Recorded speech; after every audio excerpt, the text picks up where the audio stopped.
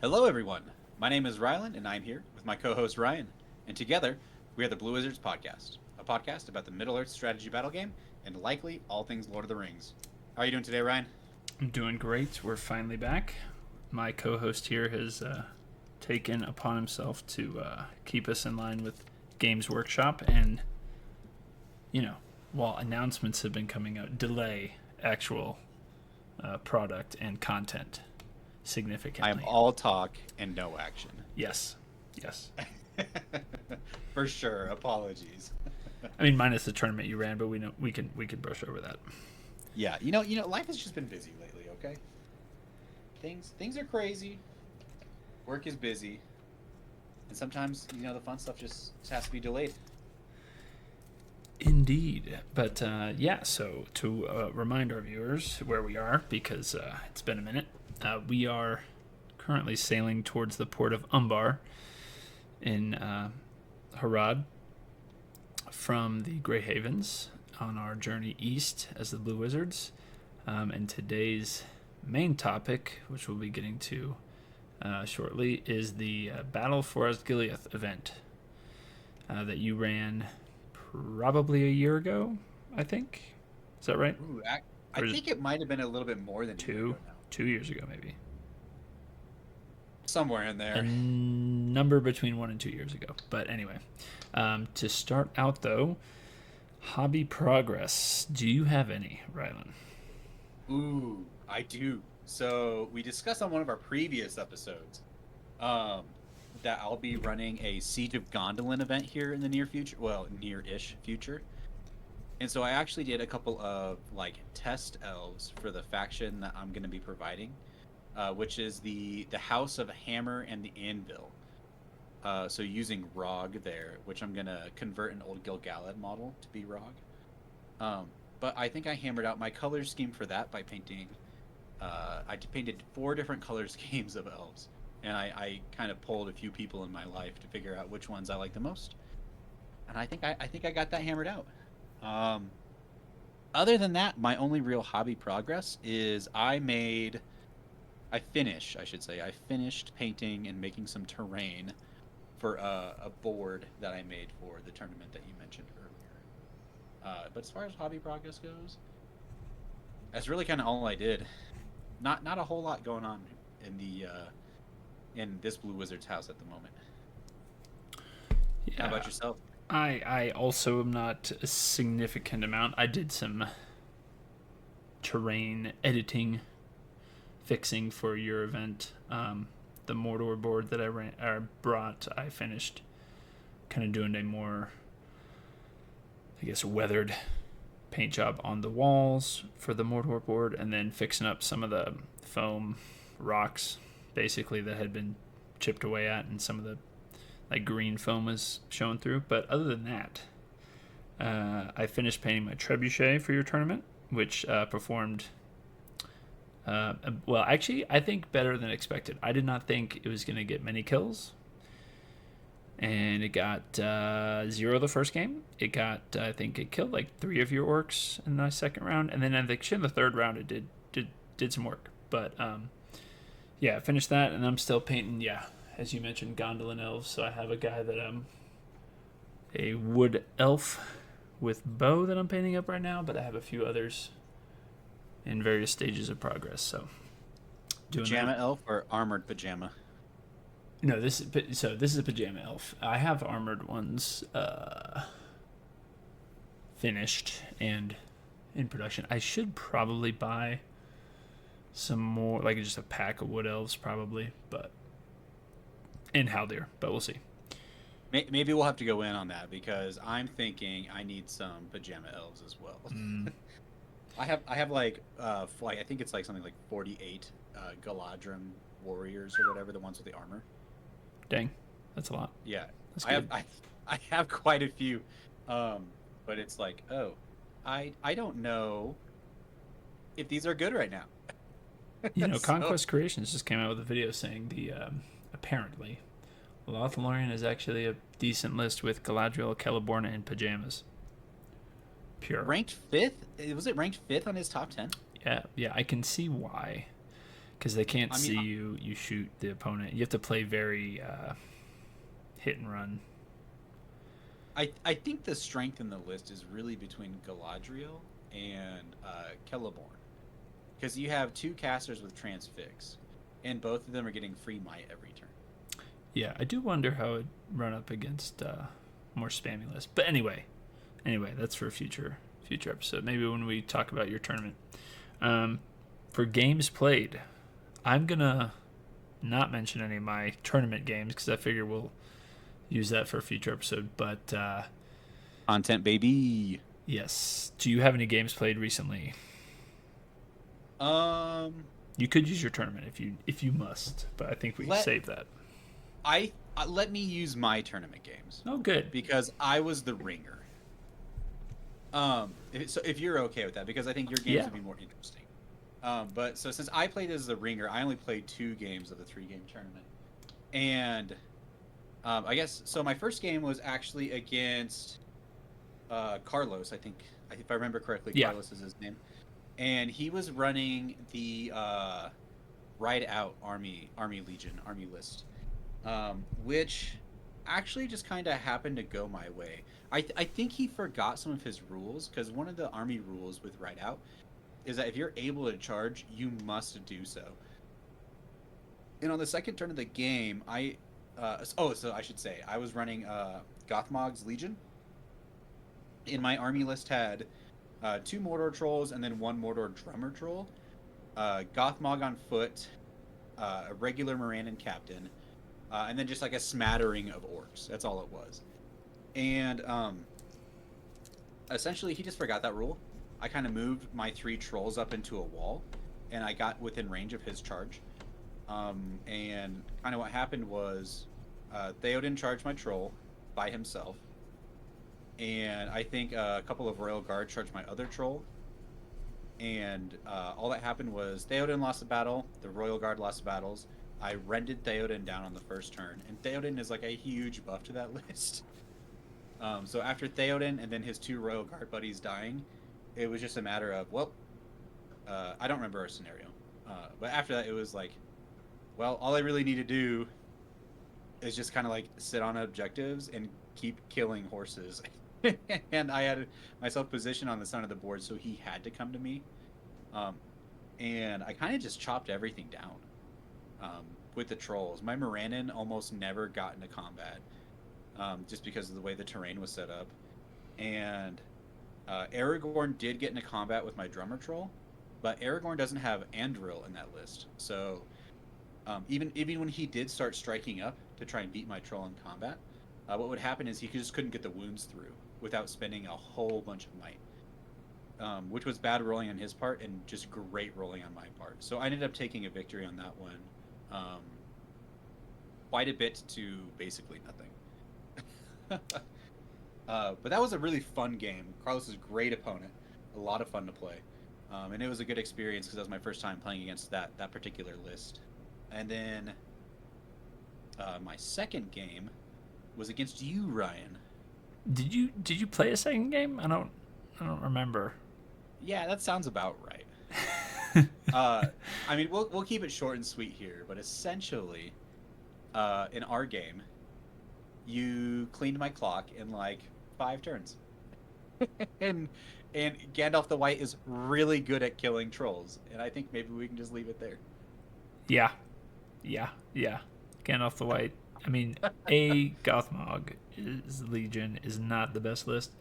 I mean, I think Atop the Wall is a kind of not super competitive list, but it's still really good versus Mordor list. And you're Mordor faction, so I get +1 to wound on everybody that's within 12 of Gandalf. And in my list that I was running, I had Cav and I had Citadel Guards. There's +2 to wound.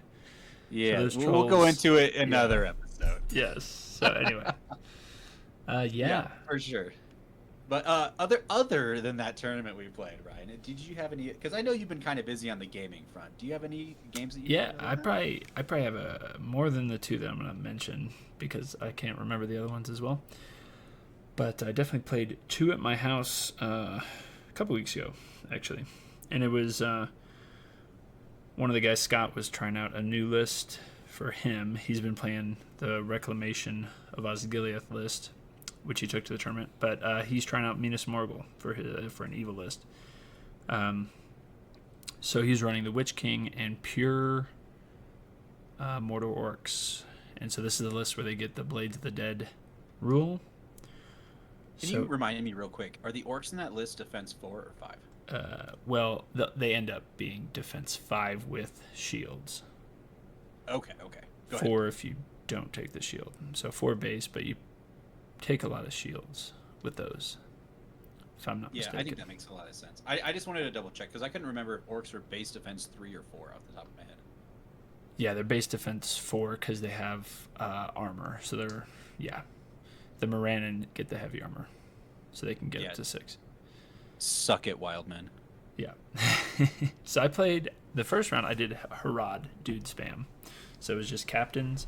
And we were playing, I can't remember if it was 650 or 700. I think it was probably 700. But so I have 5 chieftains and like 50 something dudes. I don't know. A lot of guys. So half bows, half spears. And we're playing on my Mordor board. So there's on the left side of the board is a wall. And there's stairs on my side and his side to get on it. We have scattering of buildings and like rocky terrain in the middle, and then the Eye of Sauron Tower like middle right of the board. And we're playing domination, so it kind of ends up like a 5 or the number 5 on the dice in terms of layout, as it normally does for objectives. And so I deploy kind of back from the center line by like I think maybe a little over 12 inches, just so he can't get in with the Witch King on turn 1. And then I'm basically just a line of bows and spears, and then up on the wall I have a group that's holding one objective that I put up on the stairs leading up to the wall, so I could like shoot from the wall down. And he comes at me, and it does not go well in the first round of combat event, which I don't get any wounds on shooting the first round, but he gets into combat on turn 2, and I just have banners, and we're fight 3 versus fight 3, so it ends up going my way. Haradrim with the reroll ones to wound, and I have a bunch of captains. I have some strength 4 with some might, so I actually killed a good number of orcs. His troll, I think, ends up fighting a captain. I used some might. He did bring a drummer troll, which is smart. I used some might to win that fight, and he didn't do, I thought he was going to do, and maybe, I can't remember if I told him about it before he moved or after, but doing the compel trick with the Witch King where, if you want, you can drum, move up, Witch King, and the troll can fight one dude, and you can heroic combat off that guy if you compel a regular warrior forward, and then you can go wherever you want, basically, because you got 9-inch move on the troll, 17 on the Witch King, right? Because you're fly plus 5 cav, coming up, and then you heroic combat, so you have another 6 inches on the troll and 12 with the Witch King. So anyway, he did not do that trick. The following turn, he flies the Witch King over my line into the back, which is a mistake because I just have so many dudes, so I can bog the Witch King down for so many turns and surround him. Even if everybody dies, I have enough guys. And so it eventually, I just whittle down his orcs. The Witch King fluffs some rolls, but I'm not damaging him. Like, I'm trapping him, surrounding him, dealing no wounds. I think I end up dealing I do no wounds for the first several rounds. And then the troll is kind of doing okay, but not really fighting enough to make his points up. There's like a fight on the wall that's like going back and forth, basically just killing a few here and there, but no real progress. He basically moved his orcs down the wall, trying to push me off the objective, but I'm holding with a captain and some guys. So it's just attrition over a few rounds up on the wall. And then as it gets towards the end of the game, I think it was like 3 guys or 2 guys go up and just kill the Witch King. 2 Haradrim warriors. Just a couple of Galadrim or Haradrim warriors. Yeah, they get. I think one rolled a 1 to win. Well, first of all, I win the combat because he whiffed his roll. I had charged him, and one rolls a 1 and one rolls a 6. I think on the first wound, and I reroll the 1 to a 6, and then I go into strike. So it's a 6 by 4, I think, to wound the Witch King or something, and then maybe in a 6-5, I can't remember. But then it happens again where I roll 1's a 6, and then 1's a 1, and I reroll the 1 into like the 5, and the Witch King whiffs all his fate and had no might. Unreal. Yeah, so like I had surrounded the Witch King for several turns in a row, no wounds, and then just 2 guys, 2 or 3. I can't remember if it was 2 or 3, but no more than 3 Haradrim just kill the Witch King outright because he only has 1 wound. Which in the previous edition, I think he had multiple. The Witch King only has 1? Yeah. He has 3 fate, though. But, yeah, crazy. Anyway, so yeah. That's insane. The game kind of falls apart, right? Because he's got a troll, but it's not really doing much. And his guys run. It's not enough to make up for the points of the Witch King. The Witch King needed to do a lot of that work. Yeah, I think the Crown of Morgul used to do a lot more. Is the issue. And it no longer that kind of makes me think too that like I kind of feel like that list is gonna be stronger against like a Minas Tirith list, something with high armor but like average to lower than average courage. But like your Haradrim don't care because you're basically winning them on the same, right? Like that the Blades of the Dead rule doesn't really make a difference with them. I guess he was always 1 wound. Is that right? Yeah, I guess he was always 1 wound. Interesting. But yes. Anyway, so that was game 1 that he played. And, crazy. Yeah, I have yet to lose this edition with the Haradrim dude spam. I've only played it a couple times. Just wait till I get my bolt throwers, and then we'll play a game. Sure. Yeah. Anyway, and then we played a themey matchup at Reclamation of Osgiliath versus the same list, and this one was just the kill each other, and we played on the Osgiliath board that I have, which we'll see in pictures coming up. But essentially we just marched forward to each other. The Witch King black darted Boromir's horse, but failed to wound, I think. He used actually a might to make the spell go off too, and then it failed to wound. But then he had 2 orc archers, and one of them just sniped Boromir's horse. So Boromir goes down, but rolls like a 2, so he stands. He's not on the ground. And in the following turn, I heroic move, I think with Boromir or Faramir. Yeah, I think it was Boromir. And get my Gondor knights, at least one of them, to charge the Witch King and lock him down because he was a little exposed. And then just move the line up. And that turn was really just there to stall on the Witch King so Boromir can get into him the next turn. So I move Boromir as close as I can to the Witch King because the Witch King was like just within cavalry charge range of Boromir the previous turn. But obviously he lost his horse, so it took another turn to get there. But essentially I screen off his main force with a bunch of warriors. The troll charges in, then gets some kills. The fights don't go great for me, but not bad either. And then the next turn, Boromir gets into Witch King, and it's Boromir versus Witch King for the next several rounds while I'm just trying to screen his army away from being able to support the Witch King. And eventually Boromir takes him down because with the might that Boromir has, plus I don't think I needed any of Faramir's, but Faramir was close enough that if I needed to, I could run him over and help out. I think I do bring Faramir over in the end to help fight the Witch King. But Witch King goes down using a decent amount of Boromir's might, but he's still got a bit left over. My captain's fighting the troll, trying to keep it locked down. He did switch to using, in this list, more Morannons, so he had a Morannon front line supported by orcs, just regular Mordor orcs, which I think is the right way to do it, because you get defense 6 in the front.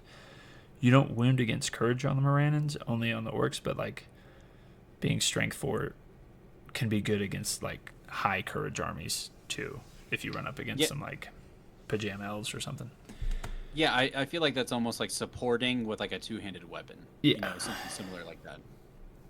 But so the combats actually go bad in terms of the warrior fights, but eventually Boromir and Faramir and the captain come in swinging and clean up the troll and stuff. So, but that was a fairly close game for a while. But yeah, Boromir versus the Witch King is a lopsided fight because Boromir base is higher fight and I have more might, so there's no way the Witch King's gonna outlast him. No, you need to be making that magic really work for you. But yeah, so that was but yeah, so he learned a lot playing those games. So I think kind of the Witch King is a tough model to use, especially this edition where I feel like the Witch King's a little weaker this edition just because there's so much more +1 to wound and other things. And Boromir on the charge, yeah, getting +1 to wound is freaking crazy. And the For Gondor. So I used called the For Gondor when Boromir was in combat with the Witch King. So +2 to wound on the Witch King makes that like high defense not really worth that much. No, you're basically just wounding on 4s. Yeah, I forgot. Because, well, I forgot. But I think it's because he's defense 8, right? And Boromir's strength 4. So it's like 6s, right? So yeah, I guess. Yeah. Jeez. Yeah, that's what it was. Or yeah, unless you're like defense 9, Boromir's basically gonna always, when he charges, he's gonna be winning on 4s at the worst. Yeah, no, it's crazy. Anyway, but those were my games played. So yeah, I think we're those ready. sound like some great games. Yeah, no, they're fun. We played at my house, so we had no rush on. We were gonna play at a store, but it was gonna close at 7, so we were like, we're gonna play some games. So I think we had played till like 10 or 11 o'clock. Nice, there you go. You also get a couple beers in at home. That's right. But yeah, I think we're pretty much good to move on to the main topic here, unless you had something else to add. No, I think that's it for me. So I think we'll go ahead and move into the Siege of Gondor event that I ran between 1 and 2 years ago. All right. So I think, yeah, did you call it the Siege of Gondor or was it Battle for Osgiliath? I went with Battle for Osgiliath because I couldn't remember. Because that's what it is. That's what good. It is. Good. Okay. Yeah. Let me call it. Let me note the timer. Edit it out. Don't worry, I won't edit anything on YouTube. All mistakes will be included. Perfect for our Patreons only. Okay, right. let me edit it. Okay, let us get ready to move into the Battle for Osgiliath narrative event that I ran about 1 to 2-ish years ago.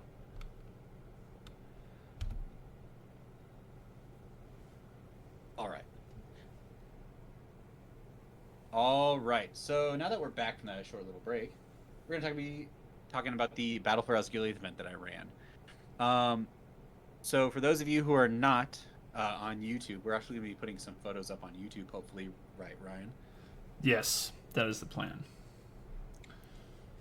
Hopefully that way we can visualize some of this stuff, but I'll be doing my best to kind of describe a lot of the boards and stuff that we made for the game, and then the kind of overarching theme of the game and what I was going for.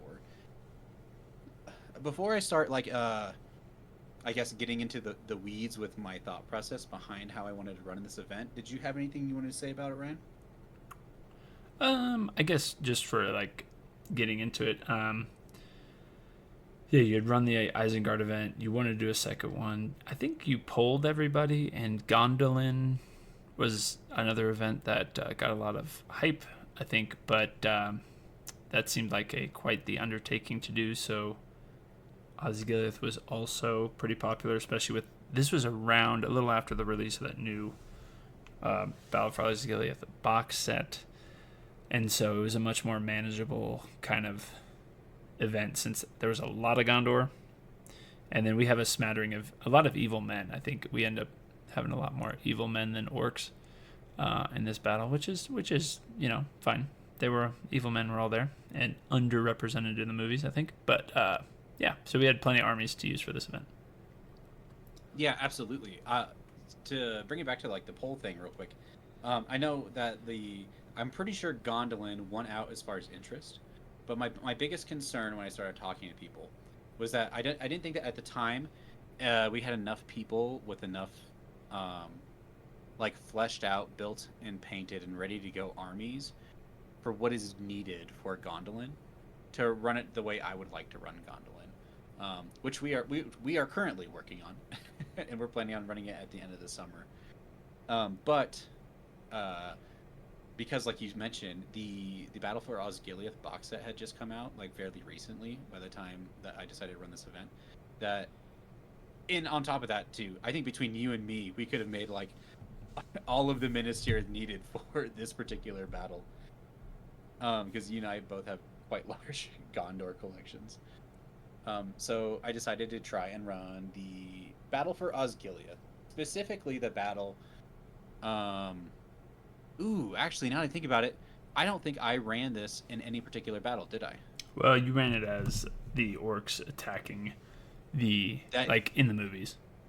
that is correct. No Boromir was allowed. You had a hero list for good, and so you could Yes, run Faramir, but no Boromir. There was a certain other heroes that that's correct. couldn't be run, like obviously Aragorn. No. Yes, I remember thinking about doing the flip side of it, where it was like Boromir and Faramir reclaiming Osgiliath. But I decided to go against it, and I think most of it was because of the release of the starter box. I think that was the big kicking off set for me. But to kind of go into a little bit further about, kind of some of the like the design process of it. One of the things I wanted to do is try and fix some of the issues that I had with the Isengard event, which was maybe I don't try and do all the over commit myself to all the terrain. So one of the big things I did was try to federate as many boards as I could out to members of our community, including myself. So I think we had 5 boards in total. Yeah. Correct me if So I'm wrong. yeah, and on the screen right now you can see, and I'll post. I guess I'll post this Google Drive thing. The Google Slides. Why not? I'll post it in. We can post it in the show notes. Yeah, I was gonna say links in the show notes. Yeah, it's on slide 2. But yeah, so you can kind of see a smattering of boards. I have the first 3 that we played on out right now, and yours, I believe, was was yours the middle? You can, or was that Liam's? I can't remember all who made. Mine was the mats. middle one. Okay, cool. Yeah, And then Rachel's was the one closest to the camera. yep, and then mine's on the top. Did Liam contribute terrain as well, or just the barges? Liam only contributed the barges. Okay, cool. So all that terrain in the middle is yours. That's right. Yes, sir. Then, But essentially, the goal here was to like get as many people involved as possible, which was Rachel, myself, you, Ryan, and then Matt contributed 2 boards. yeah, and we'll get and those then- into round 2. Yes, exactly. Yeah. And then, so what my goal was to kind of represent different parts of the western bank of Osgiliath through these 5 boards.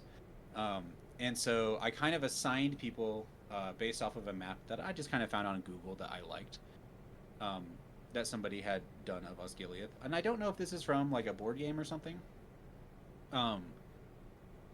But I think the map is a pretty good rendition of how I see Osgiliath, and so I decided to use it.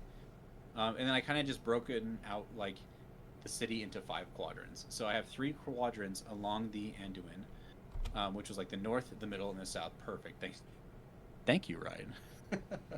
And just kind of assigned everyone a portion of the boards there. So like the back 2 were given to Matt, and the middle one was given to myself. The southern one, Rachel, which is the southern one, just to give you more context, was supposed to be a lot more of a flooded portion of the city, where the river of the Anduin is like kind of really overtaken the city banks and stuff. And then the northern one, which I gave to you, Ryan, which is supposed to be a little bit more of like a fortress that's built up there on the northern shores of the Anduin. And then in the middle one is kind of where the Dome of the Stars is, and some of the other more like city center, city circle portions of the west side of the banks there. Yeah, and kind of the way you set it up is the Mordor's coming from the east, and you can kind of see how the first three boards are laid out. So the south, middle, and north, like Ryan was saying, but the two boards in the back can't be accessed until the Mordor forces take like some on the shoreline, which is like a cool way to run a multi-round event. Yeah, I would really like to know, like some of your thoughts, maybe at the end of all of this, on how you think it was ran and stuff. But my intent was to be like, okay, all 5 of these areas are areas that are contributing to the overall point totals or scorage of both sides at the end of the event. But essentially, in order for the evil player to gain access to the back 2 ranks, you have to kind of batter your way through. And then each side was allowed the same amount of points to start with. I don't remember what that point total was. It was something like 3,000. And you had to, the defending player had a commander, and then the offensive player had a commander. And those teams worked together, and then the commanders would come to me, who would say, hey, I'm assigning this many points here, this many points here, this many points here. And then the offensive player would do the same. And then we would fight battles based off of the point totals allocated to each of the zones. That sounds about right to you, right? Yeah, that's exactly right. So yeah, you had an overall commander, and then each team had 3 players. That's including the commander. So 1 commander and 2, like, I guess, lieutenants. And the commander at the start would get X number of points. I think it was, yeah, like you said, around 3,000 versus 3,000. But each section of the board would grant reinforcements. And the benefit to the defending Gondor players is that they have more. They obviously start with the whole territory under their control, but the Mordor player is the only one that can attack. So if Gondor lose a section, they can't ever gain it back. Yep, exactly right. And then the only other wrinkle I really threw into that portion of the game was I had like event cards that I had handed out to the commanders. Yeah. Yeah. And the event cards we'll get to here. And I don't know why my there we go. So you have, oh, look at that. Yeah. So a few of them that I got catapulted. If you see that one, evil side gets to fire 3 catapult shots before priority at any point during the game. Big oof. Yeah, absolutely. There's a bunch here, right? So, and then these are all supposed to be thematic based off of the movies for the most part. So, like, let's go with the evil side since you already mentioned catapults. So before catapults, which was the evil side gets to fire 3 catapult shots before the priority at any point during the game, which I think was an interesting way to kind of put that one. I don't remember exactly how it played out in your game, but I thought it was important to make sure that it was like at any point during the game, because you could theoretically just deploy your units to make it so the catapults are completely worthless on the first turn. Instead, this gives the attacking player a little bit more tactical play with those catapults. Then one of the other evil ones was Night Crossing, which was place X ships against any part of the river, expanding your deployment zone. In addition, the first turn of the game will not allow any shooting further than 12 inches for that turn. And I thought that one was interesting because there was potential on some boards for like the evil player to kind of just be like an Omaha Beach scenario where you could just get shot and like be completely screwed for like the first few turns, which I think did still end up happening. Correct me if I'm wrong, Ryan, but I think that happened on your board. And yeah, so giving him that kind of like, that like darkness ability, I think was very helpful for that as well. Yep. That board right there is kind of what I was building it for. And if you switch back to the other page for me real quick, the last one we had was called the Black Ships, which was at 150 points of warriors that can arrive on the third turn of the game from any point along the river. And that was just to kind of, just try and bolster the evil side just a little bit, but without being too game breaking. Yeah, actually, and then the Terror campaign one, I realized that text got cut off, I guess, when I copied over, but that one was where the good side has to take courage checks, I think, on all their models, and any that fail flee. Yeah, and that was supposed to be kind of like, hey, they're using their terror tactics, like throwing severed heads across the Or it was a river. break, so you could use stand fast from heroes, but otherwise, I think, Yes, yeah, yes, they would run. Yeah. absolutely. Ryan, did you want to go over the some of the cards on the good side? Sure. Yeah. So after deployment the to the river quick, you basically get a free shoot against any targets. I forget if who ended up using that one, but that's a pretty strong one because we had a lot of rangers and we had some bolt throwers. I wonder if I ended up using that one, but I don't think I did. And then the ranger reinforcements, 15 rangers arrive on the third turn of the game, which is clutch because like 15 rangers is just a lot of dudes. And then they can also just start shooting or get to an objective if that was part of the mission. And then the city must be held is a clutch one if you knew about the terror campaign card. But yeah, if you were losing a game and you needed to like hold on, or maybe it just was a bloodbath, you can auto pass your courage test. Yeah, that was definitely a clutch one.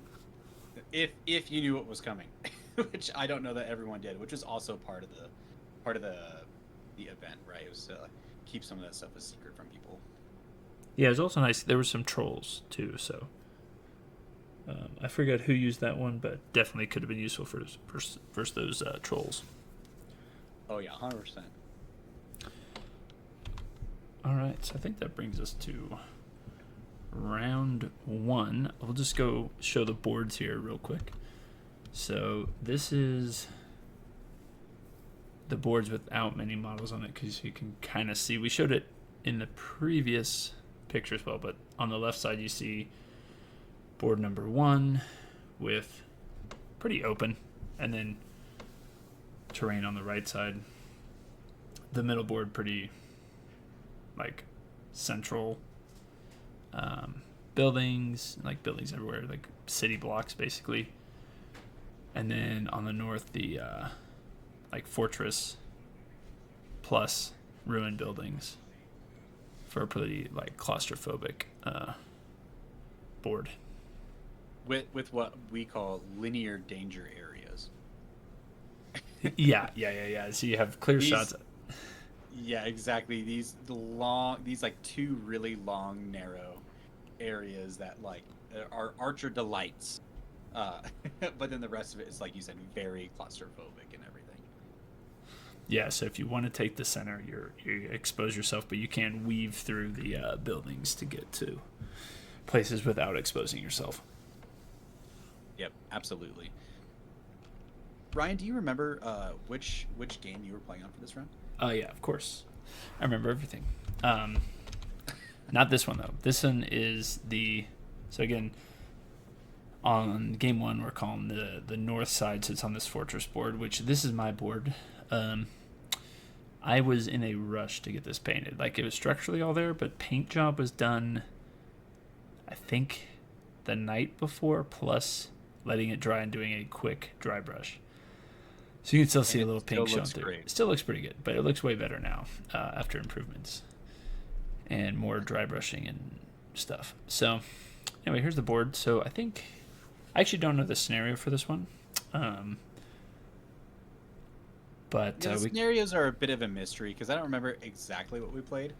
But I do think that all of the round one scenarios were objective based. Yeah, I think this one we actually will see the objectives going down. I think it's like a domination type thing. Or like that's right. There are like 3 objectives that you would place down. So we'll see those markers here later. But there's this water section is now resin, and there's an actual dock built into the board. But yeah, so Mordor deployed on this side of the board with the water, and the Gondor forces deployed on the kind of on this screen, the top of the board, where you have to really fight through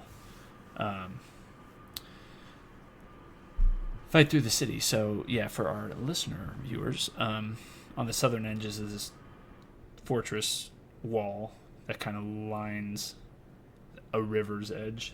The river's like the southern, probably like 4 inches, 5 inches. Actually, it is like 5.5 inches of the board. And there's a main gate and a dock over the river to get in through in the middle. And on either side, right and left, there's ways to like walk through to the city center, but otherwise it's blocked by this wall. So getting your forces to the middle of the board is kind of tough because you only have 3 options: left, right, or middle through the gate. Yep. So the kind of theme for the first round of fighting was, at least for the evil side, is deployment was going to be difficult because essentially every board you land on is some sort of beach landing, right? Because essentially you are crossing the east bank of the I guess you're crossing the Anduin onto the west bank where the defenders were at, representing the scenario that we were trying to do here. Yeah. And then the board is like an X in terms of the road layout, and then each part of the X, other than the southern one, has like ruined buildings. So yeah. Here's some pictures of the deployments of the Easterlings and Mordor Troll force. They deploy a good chunk of troops on one of those streets next to the fortress, and then a troll kind of leading the charge. Gondor is on the other end of the X, and they have rangers and Minas Tirith warriors. Here's a close-up of that Mordor troll. We have a Easterling player, so he's playing Easterlings allied with Mordor, so that he can take these Mordor trolls that are in Easterling armor. I think they were custom 3D prints that he got. Yeah, they're pretty sweet looking, and they're very thematic. And then the Gondor player kind of has, smattering of rangers, warriors, and they're getting up on the buildings so they can shoot at stuff. He also has a trebuchet that we'll see later on. And then on the other end, so this is the the north side of the river. So half is deployed on the south side of the river for the Easterling player coming in to the board, and then the other side, on the north side of the fortress, he has some war drakes and infantry charging up through some ruined buildings. Yeah, a couple things I want to note here. One, those war drakes actually pretty close to the new models that they came out with. Yeah, I mean, the new models actually look really, really, really good. I was surprised how awesome they look. But yeah, these ones are on point and are basically have been the official models, I think, for everybody that's been playing them. Up until whenever these new ones do eventually get released, I'm sure. Yeah. And then the other thing I wanted to point out too, and I think that this picture and the picture before this did a really good job representing, in particular, this fortress board here. I feel like the dynamic gameplay of it is a lot of like, hey, it's about kind of controlling these really long corridors and all the bottlenecks leading up into them. And it's really interesting gameplay. So this was a lot of fun to play on, and I really appreciate all the hard work that you did on it, Ryan. But it's phenomenal, and it's just gotten better ever since we've continued to work on it. Yeah, a lot of if you guys are hanging out in the ruined building sections, I mean, the walls are still intact, so you can't. It's difficult to charge models because there's line of sight blockers everywhere. If you want to stay hidden. If you step out onto the street, of course you're exposed. But if you're trying to hide models in the buildings, you're going to be able to buy yourself a turn or two. And here's another picture of those drakes charging through one of the narrow sections of the board. And then this one, the Easterlings were kind of just like, that was the north side of the board at that point in time. So they're just kind of like making their way through all of the ruins there.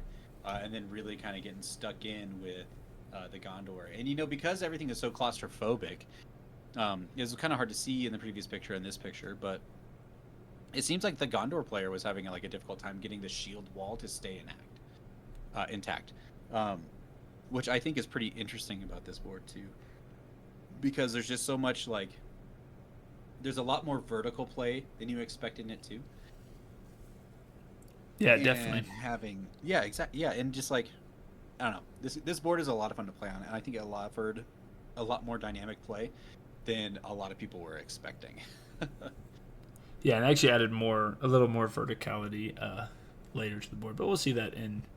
I'm sure the board will make a new appearance later. But yeah, I think this board, unless you're fighting in the main streets, you're not going to have shield wall. So yeah, the Gondor player, and I guess the Easterling player as well, decided to fight more in the corridors rather than going to the middle, because the objectives really are kind of all in the ruins. So you can see one is here on the. So again, for our listeners, the Gondor player's deployment is west, Mordor's east, and so in the north middle of the board there's an objective in one of those ruined buildings that still has the wall intact, so it's kind of hidden in that building. Then there's one in the southwest corner, and then there's another one just north of that one in the southwest in the middle. Actually, there's two over here. Wow. So the southern side of the board has a pretty heavy concentration of objectives. Well, I think that's why the troll went that way. Yeah, so both trolls are on the southern edge of on the southern side of the board. Also, you can see the edge of the Gondor trebuchet here, who, from what I understand, it did all right. And with all the walls, Blake Brockling line of sight, trebuchet was really good for this board.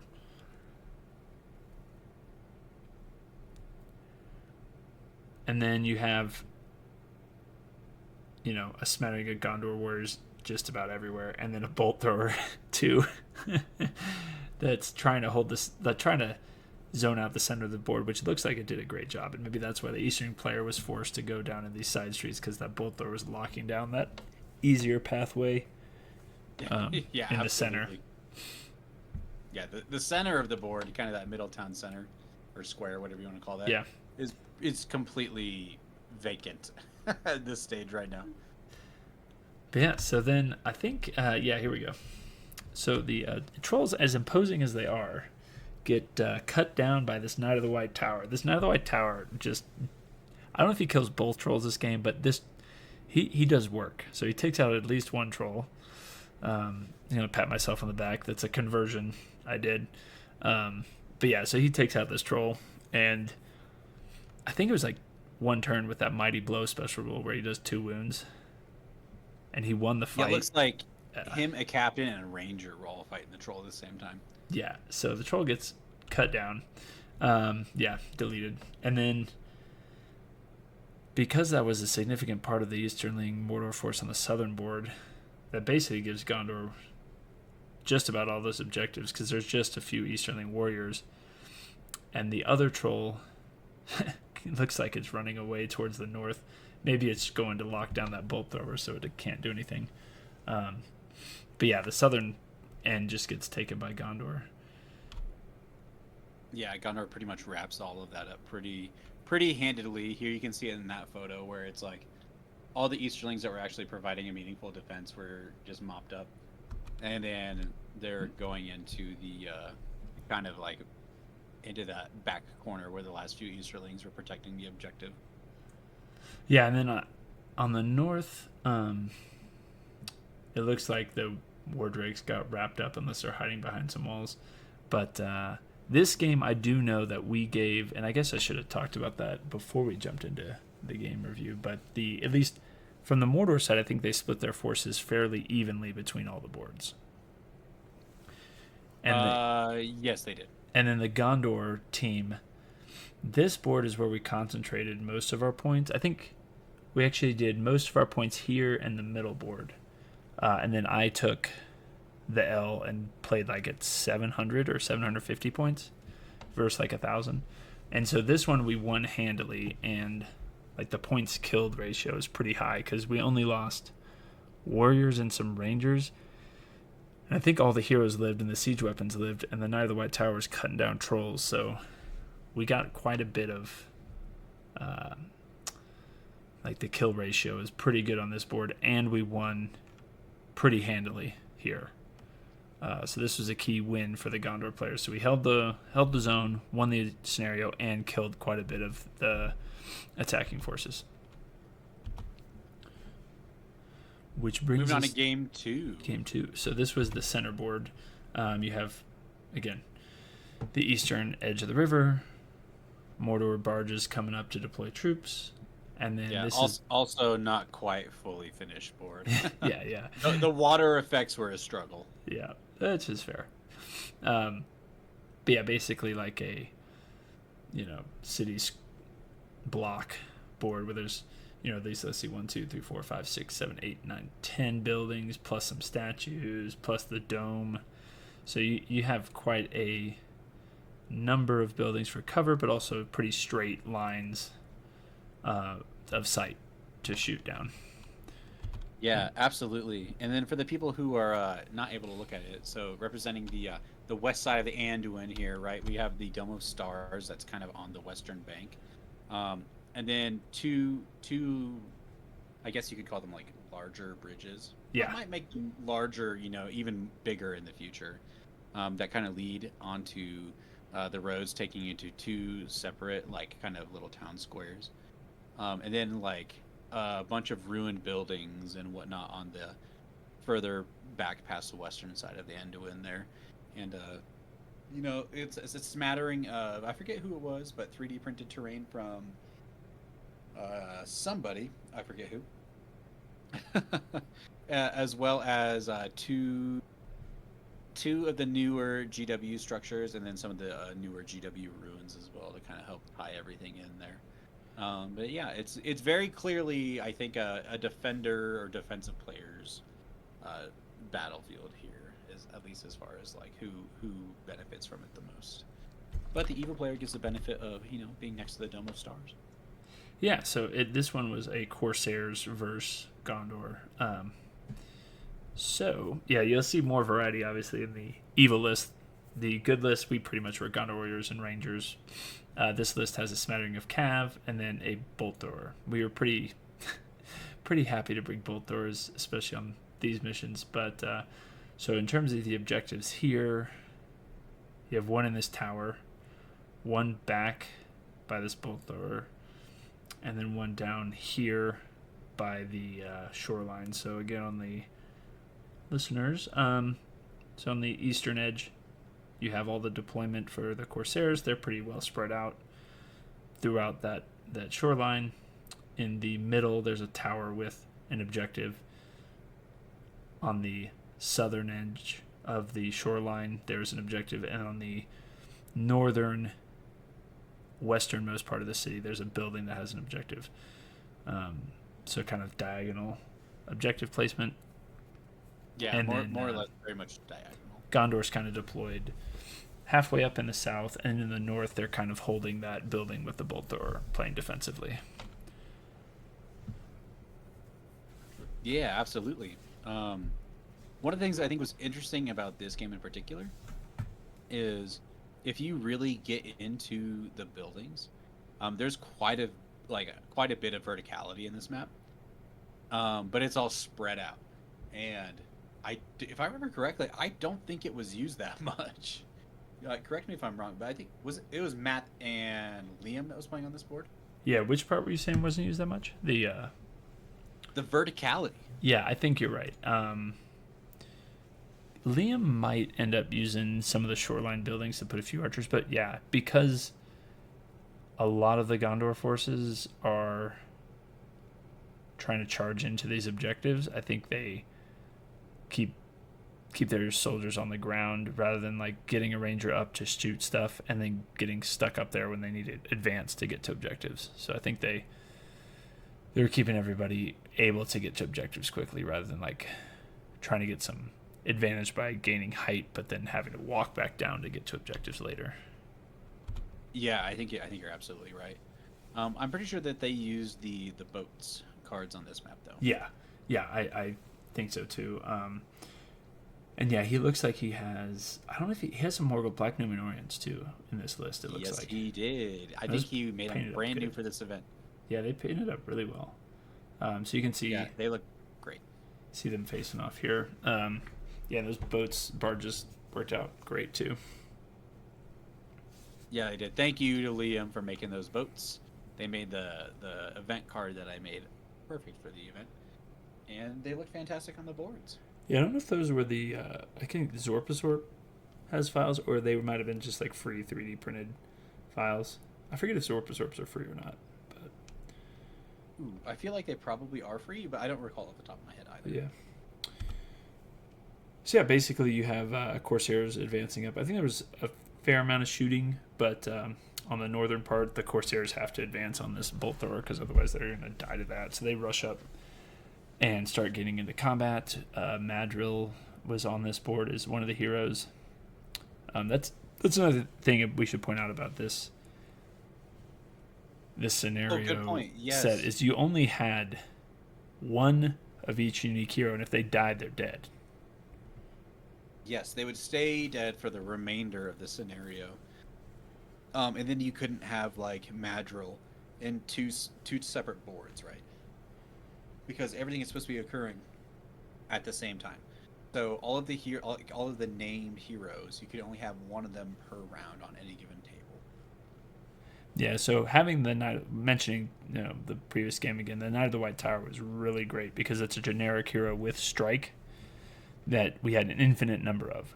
If the Knight of the White Tower died, well, it's a generic hero, so it's fine. But we held back. I don't even know if Faramir makes an appearance.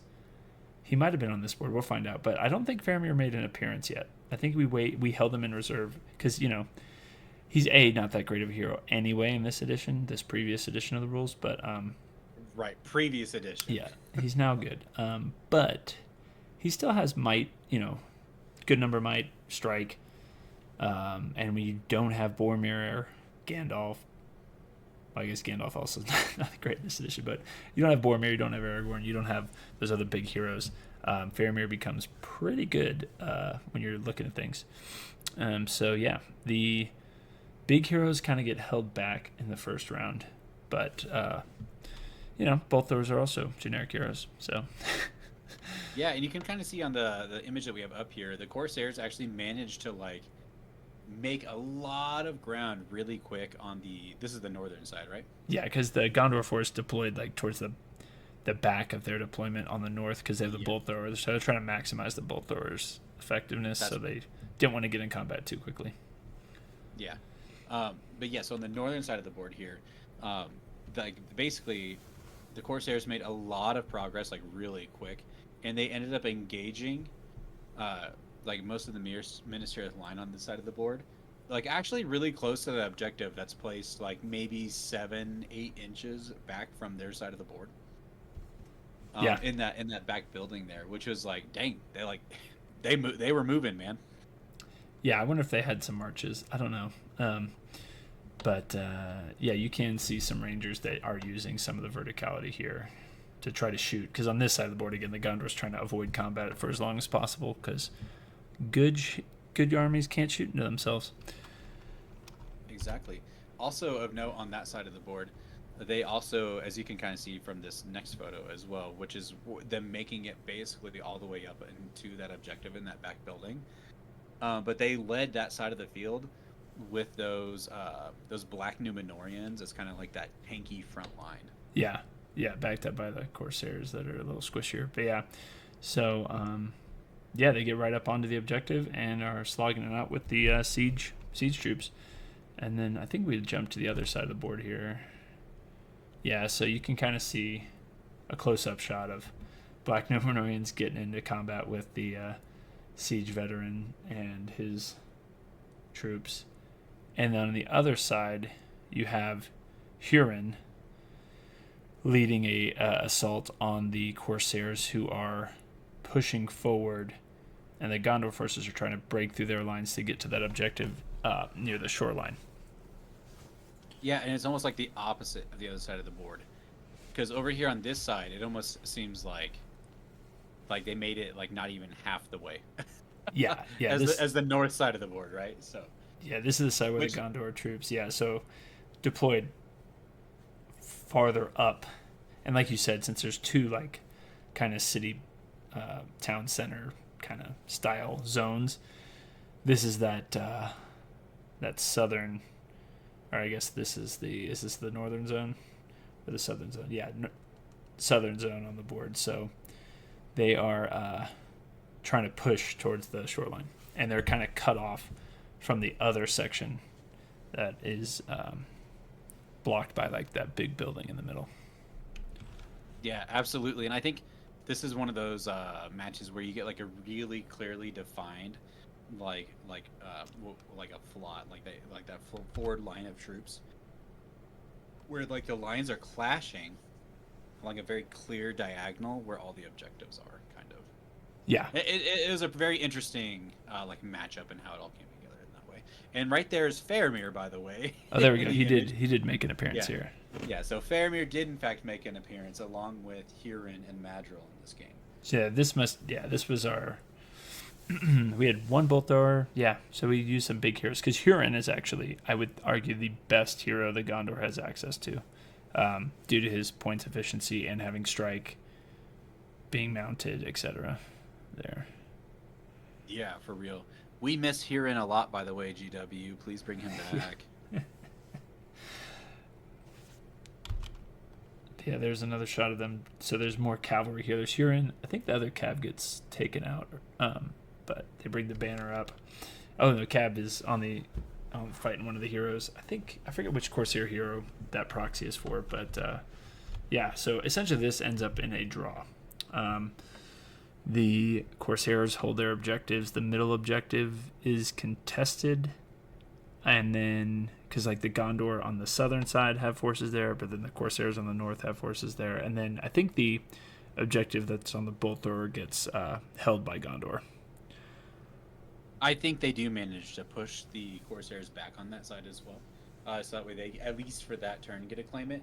But I want to point a special note out.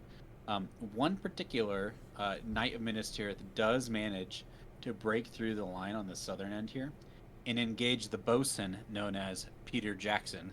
That's who that is. Okay, nice. Yeah, that is Liam's Peter Jackson model, which is a nice model of a Corsair that looks like Peter Jackson getting shot by an arrow leaned up against a portion of the boat or whatever. It's a very fun model. I like it, and I think he used it as a bosun, if I remember right. But that was the knight's attempt to try and make it back far enough before the game ended to capture that back objective, which he did not succeed in doing. Yeah, and I also good to point out, you did not play in this event, just like the Isengard event. You were more like the referee, and because we had 3 boards with multiple participants, you were answering quite a few questions, I think, if I recall correctly. And having the cool thing about this was it's a pretty good spectacle, and so people were coming up and asking questions, and you were kind of walking them through, like just patrons in the store, showing them the game and stuff. Oh yeah, absolutely. So this was a great event, especially for, because we held this up in Castle Rock, where the game store that we play there is in an outlet mall, and so we get like a lot of foot traffic of people who are kind of just like popping in to see what the store is all about. And you see something like this at a game store, and people's first reaction is like, "Oh my god, what is going on over there?"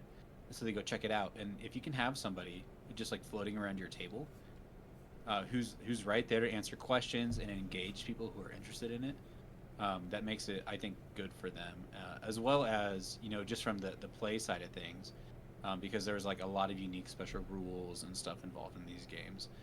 Just to be a judge was, I think, at least for me, it was like really nice, like to not have to try and play in a game, as well as make sure that I'm like, being that dungeon master for every single one of these games that was going on. Because I don't think we've mentioned it yet, but during this game, I dropped down a couple of like unique points on the field that was like, I just called it like a point of interest. And the goal was for players to go and like explore those areas, and then like if your model went over and picked something up, I would hand you a piece of paper, and that piece of paper had a special rule for the next round on it that you could use. That's right. That's what those other things were. Points of interest. Yeah. Now it's making sense. But yeah, I don't know what abilities were used on this board, but I do know, obviously, my game is the last one we're getting to here. So the past board, I mean, not to try and give anything away Yeah. too much, but the last board had a Palantir point of interest on it. Uh-huh. And so they got essentially in the last edition, they got Sauron's like once they picked it up for the next round, they had the ability to use on any of their hero models Sauron's Palantir ability. That's cool. Okay. Nice. All right. So my game. So I was playing on the board that I would call the most open. Mordor side is very exposed. With shallow water, we ruled it. So it's on the eastern edge where the Mordors are playing. The western side has more buildings. There's about 1, 2, 3, 4, 5, 6 fairly large building areas with some smaller ones. So three large ones, like 4 small ones. I call this the D-Day table. Yeah, yeah. And so I had chosen to volunteer myself to do a low number of points so that the other players could have more. And so far it had worked out okay. Like the first game we saw, the Gondor player did really well, won the board, and destroyed a lot of the Easternling and Mordor forces to give us an advantage. I think on the center table it went as a draw in terms of the missions, but I think the Gondor player was able to kill a few more points of Corsairs, but it was pretty even. And so my board was a challenge where I took 750 points, and I tried to throw it in as mobile cavalry, the Citadel Guard mounted on a horse with longbow and a bolt thrower. And I think I took Baragon to try to just shoot as much as I can and run away to try to be points efficient if I could. Also have the bodyguard for if I break. We'll see how that plays out, but here's deployment. So I have a contingent of my knights, Minas Tirith knights on the left, or on the north side of the board, and on the south. Of note, real quick, kind of central in the board, 2 bolt throwers looking down the beach. Yes, so the D-Day board. Yeah, so in the middle of the board there is a kind of a small bridge that's in ruins. So it's only like a 1 base infantry can fit on it. I think we ended up ruling that cavalry could fit on it too. But yeah, so in the middle there's 2 bolt throwers. On the left there's a Minas Tirith Knight contingent. On the right there's the Citadel Guard mounted with longbows led by Baragon. And so the goal is to just shoot as many dudes as I can. Unfortunately I'm against Haradrim, who also have shooting. And they have some mounted dudes as well. And I think there's a camel guy. Can't remember for sure.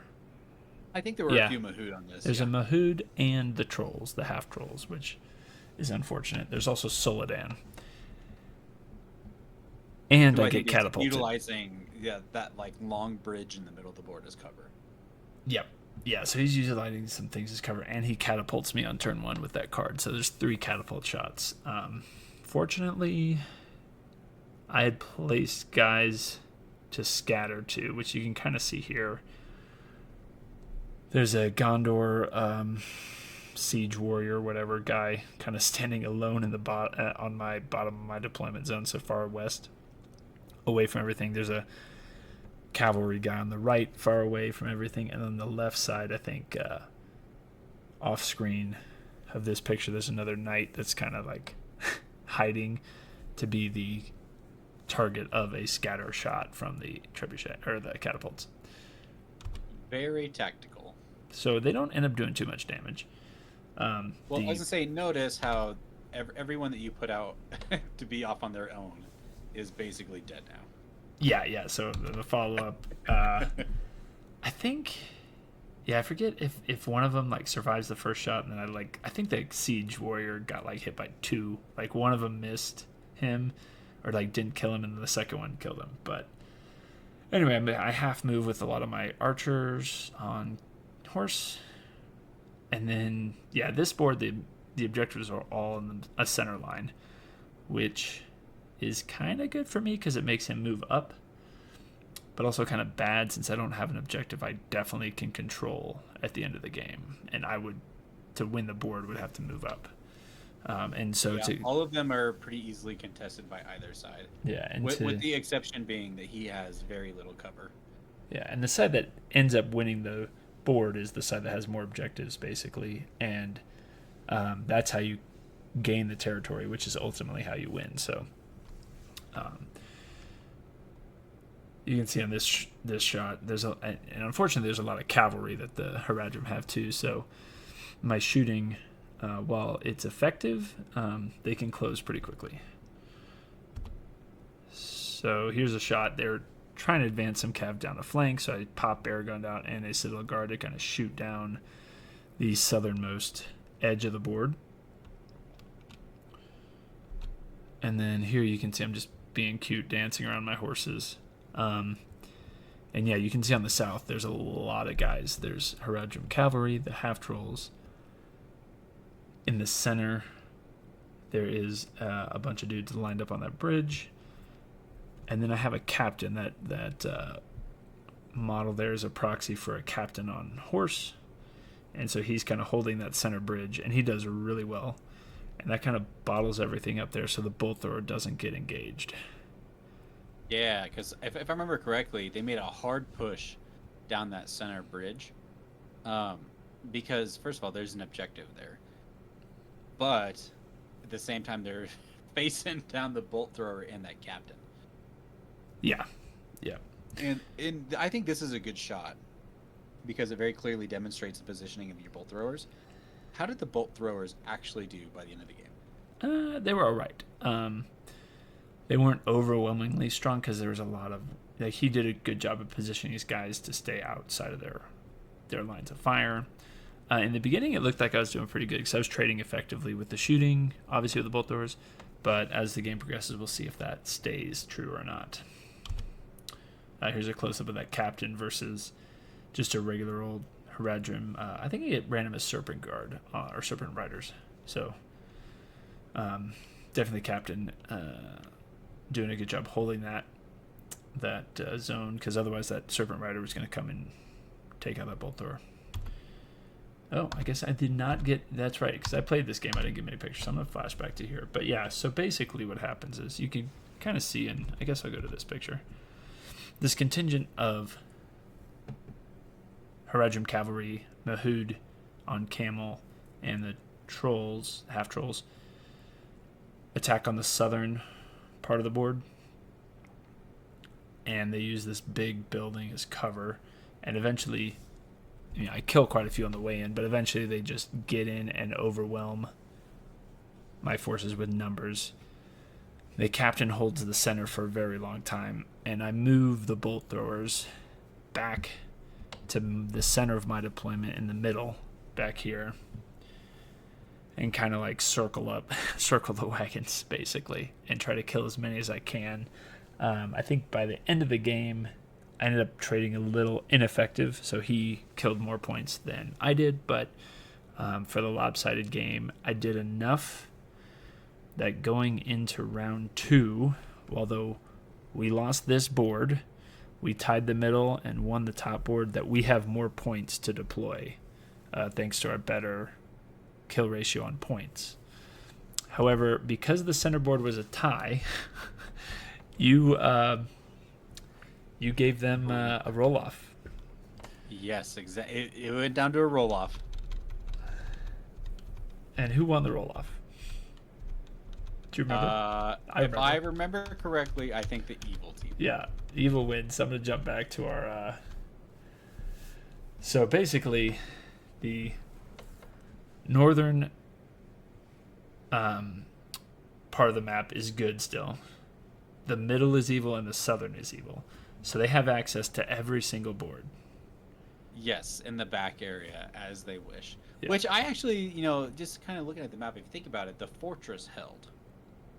Right? Like it makes sense. Yeah. The fortress held. Yep. Yeah, in a way, it kind of makes sense.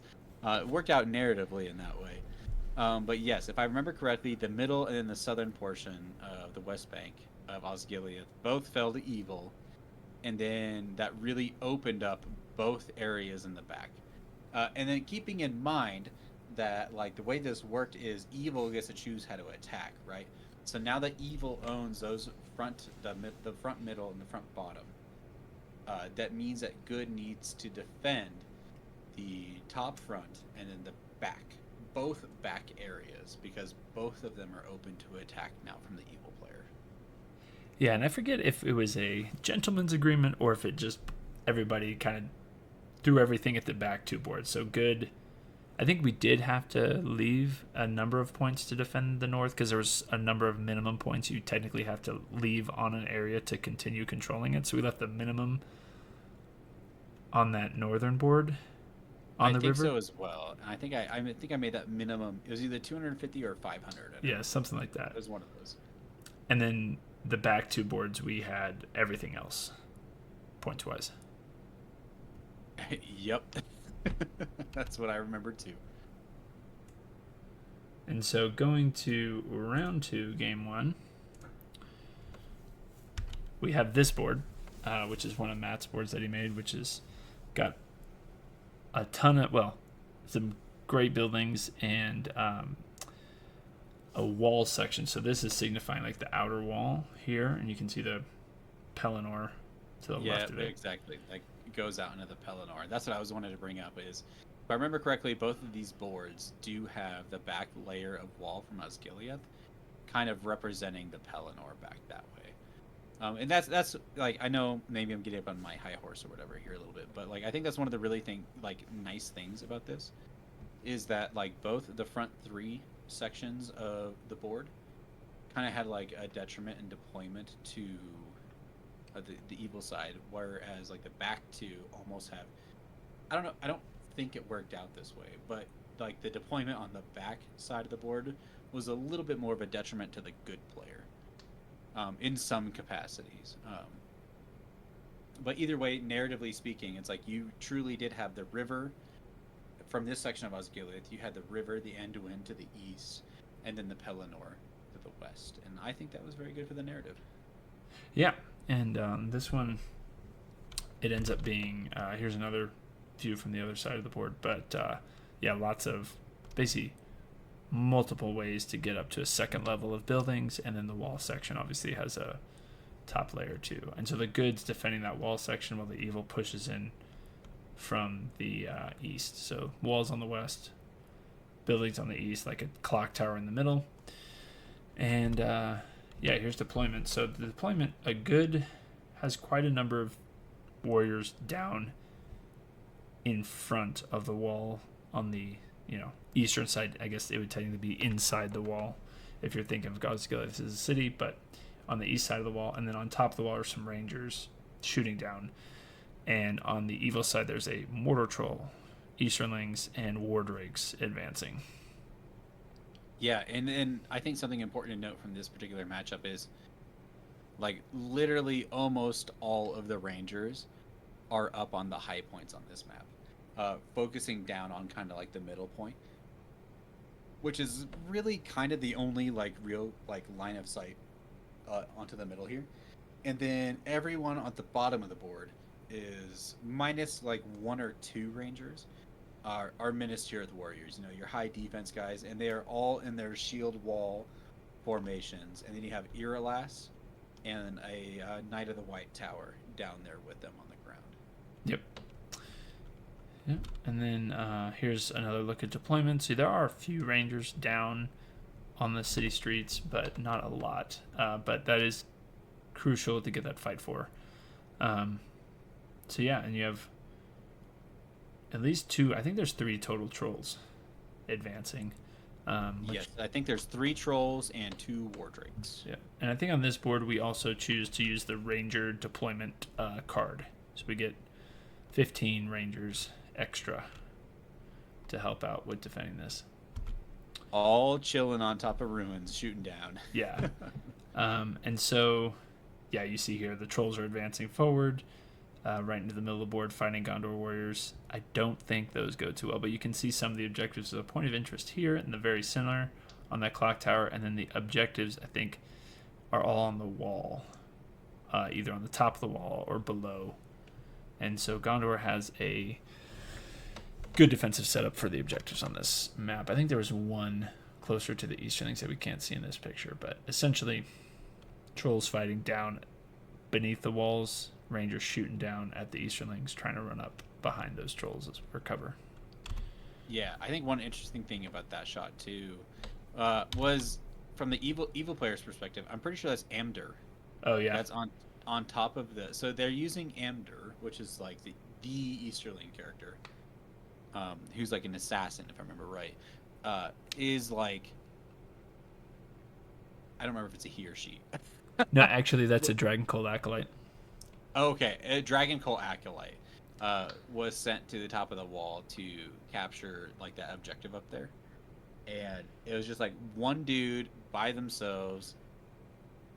They're alone, but they're not afraid. Yeah, to get shot by a whole bunch of rangers.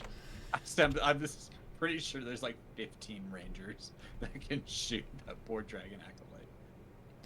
Yeah, but I mean, at least that's not a heavy, not a shield, like no shield, no. I don't even think they have heavy armor. I could be wrong about that. Yeah, they're like defense 4 or 5 at best. Yeah, but the rest of the Easterling troops are all heavy defense. I don't think the shooting does a whole lot.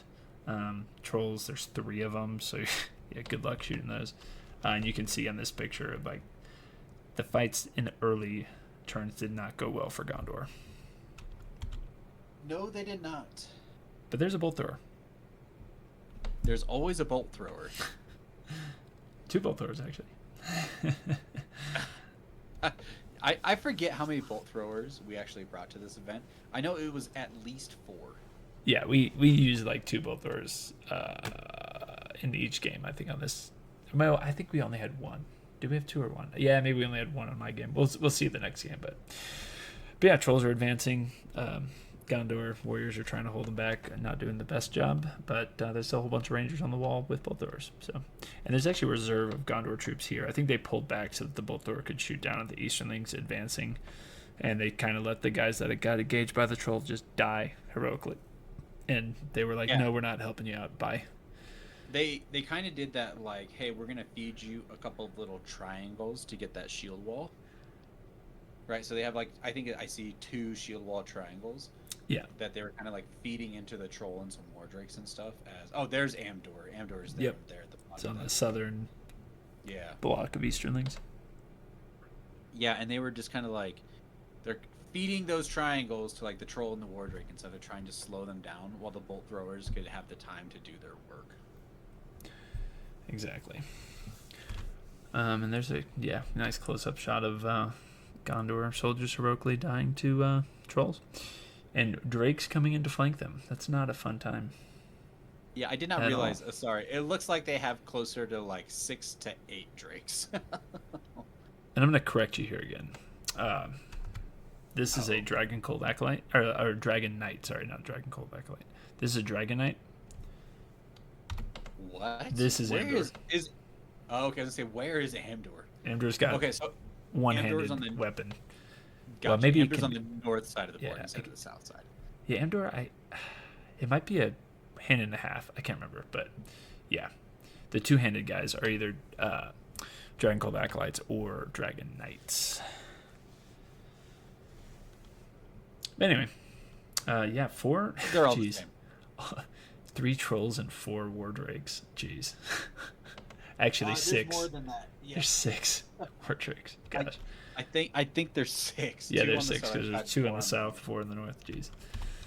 But yeah.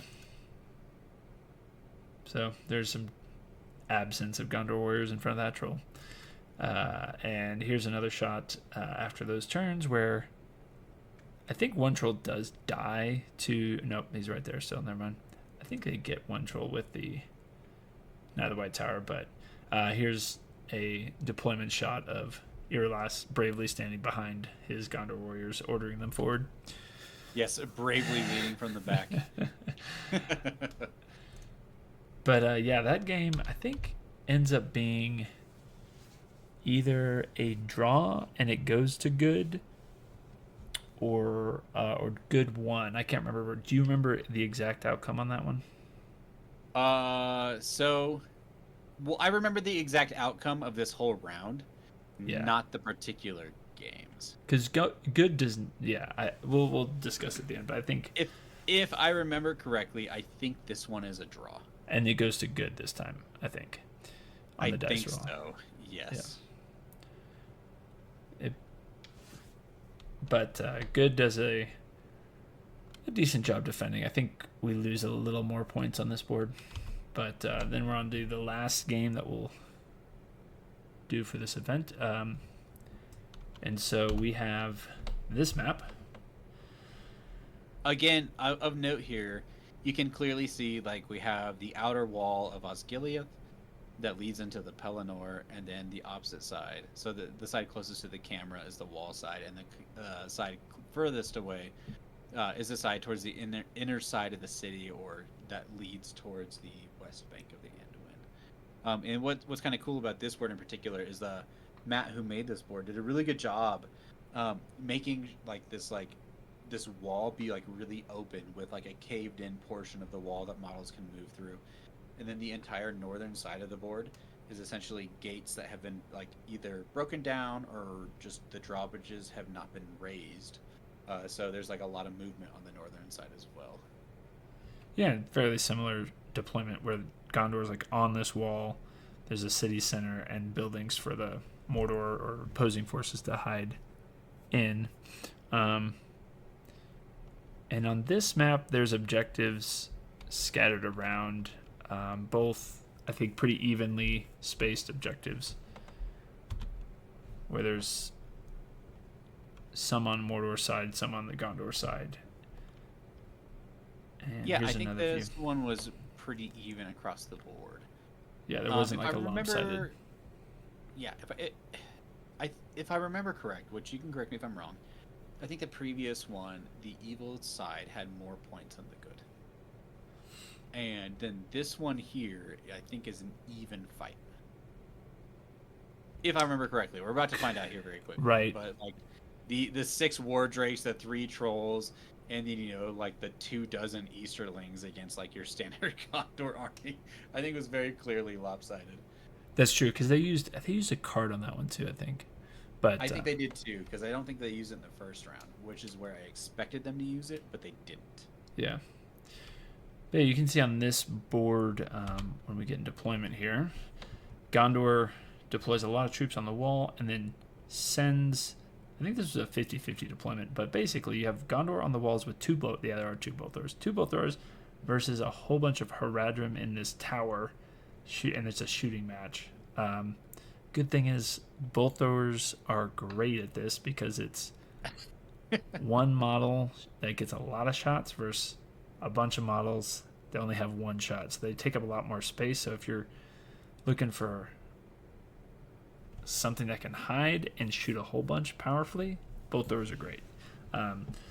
It's essentially like it's that 6, 7, or 8 Haradrim bowmen against 2 bolt throwers. Yeah. And then the Mordor forces are bottled up in this tower because they're afraid of the bolt throwers, for a good reason. And then that's on the north side. So the north side is Tower of Haradrim shooting versus Gondor on the walls with bolt throwers. On the southern side, it's Gondor infantry and cav advancing to sweep around towards the east and then flank the Mordor forces in that tower. Yeah, I don't. So I know I did something unique on this deployment. I don't remember if it's in like MSBG or not, but I did the diagonal deployments. Oh, that's right. So like long table edge corner to opposite long table edge corner, and then everything back. I don't remember if I had a distance or not. I think it was 6 inches back from that line, which is an old Warhammer 40k setup that I really liked because I thought it offered a lot of really unique and dynamic gameplay that I don't think we see in Middle Earth. And so I wanted to try and incorporate that into this event somehow. And I think this was like maybe the perfect table for it, given how the terrain was laid out and everything. And man, like just looking at this deployment right now, like on the right half of the board, we have all the good forces, and like there's a lot of good places for them to hide and shoot and everything. And then you see essentially the same thing on the evil side, including the giant chapel, which is what I think that was supposed to be, chapel, monastery, whatever you want to call it. And that's kind of where they castled their entire force in, because they were so afraid of those bolt throwers. Yeah. And so this Haradrim force has, I think, Soladin, Hasharin, and definitely have some trolls as well. Here's another look at... Actually, this is a picture from the other game that snuck in. Sure bypass that. But you can see here both doors. You can see Soladin on the left. There's some advancing forces coming out. I think there are also Mordor forces here, like Black Númenóreans and Mordor orcs coming forward. And the both doors are lining them up. Here's a full picture of Mordor deployment where there's a troll.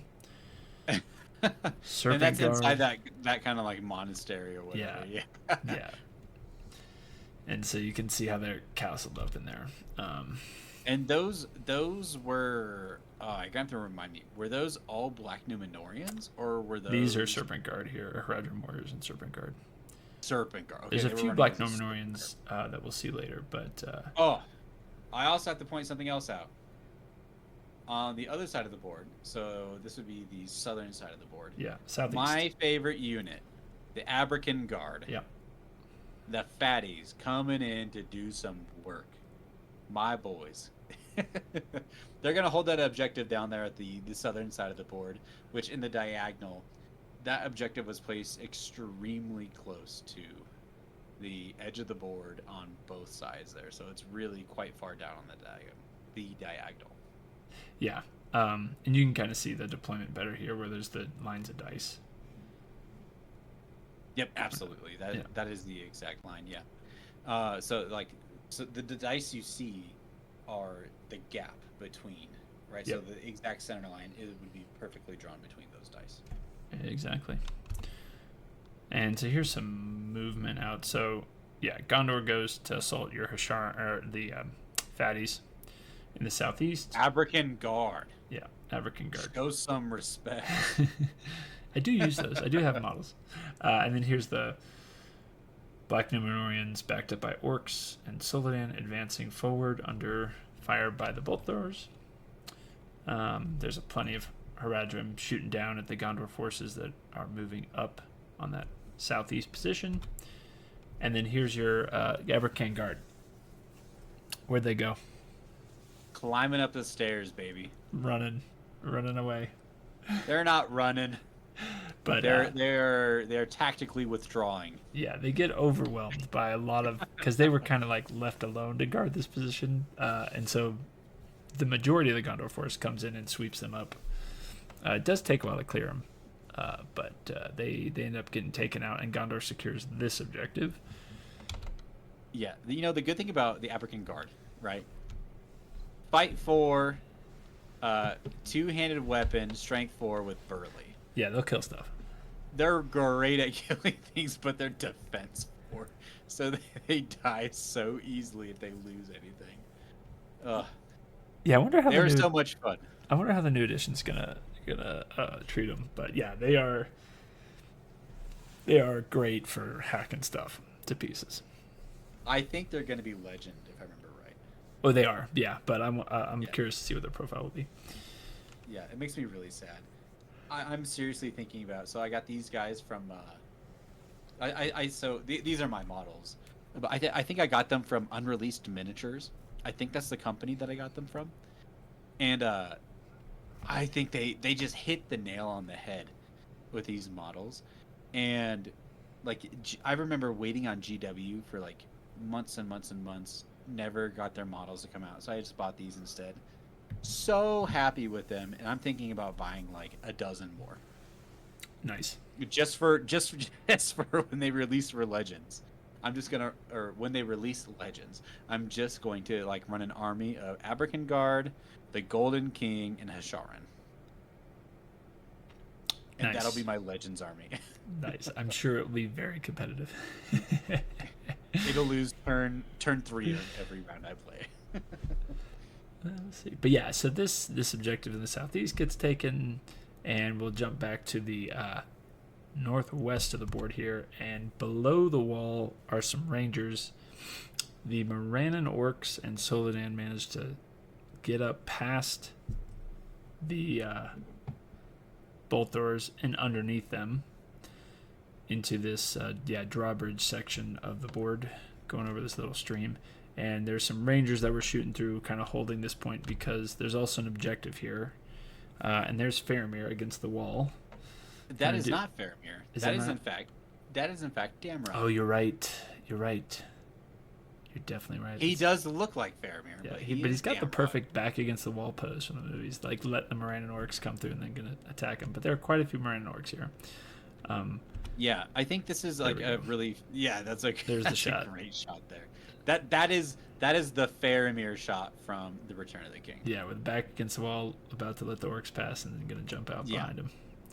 100%. But the funny thing about the positioning on the board for this is it looks like that the evil player has completely broken through. Yes. And then Damrod is there protecting that objective himself.